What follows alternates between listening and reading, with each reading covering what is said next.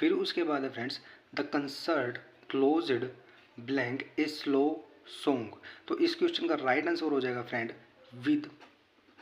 Fourth question का right answer हो जाएगा friend with the concert closed blank a slow song. The concert closed with a slow song.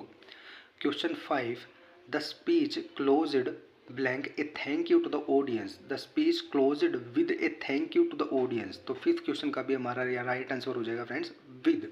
देखिए friends, जब भी हम and something by doing something specific, जब भी ये दोनों सेंटेंस के बारे में बात कर रहे हैं फ्रेंड्स, ठीक है ना, जब भी कोई चीज़ ख़त्म होती है किसी चीज़ को करने पर, ठीक है ना, या हम किसी चीज़ को ख़त्म करते हैं, कोई आखिरी चीज़ कर कर हम किसी चीज़ को ख़त्म करते हैं, ठीक है ना, तो हम वहाँ पर क्लोज विद का यूज़ करते हैं। और often used with events, stories और परफॉर्मेंस। यानी कि क्लोज विद का यूज़ हम कहाँ करते हैं? इवेंट्स की एंडिंग को बताने के लिए, स्टोरीज की एंडिंग को बताने के लिए, या फिर परफॉर्मेंस की एंडिंग को बताने के लिए हम क्लोज विद का यूज़ करते हैं, ठीक है ना फ्रेंड्स।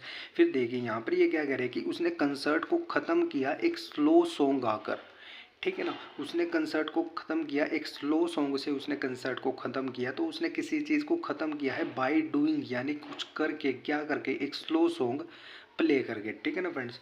फिर है the speech closed blank a thank you to the audience. तो the speech closed with a thank you to the audience, it means he closed the speech, यानी कि उसने अपनी स्पीच को ख़त्म किया क्या करके, एक थैंक यू बोलकर, ऑडियंस को एक थैंक यू बोलकर उसने अपनी स्पीच को ख़त्म किया।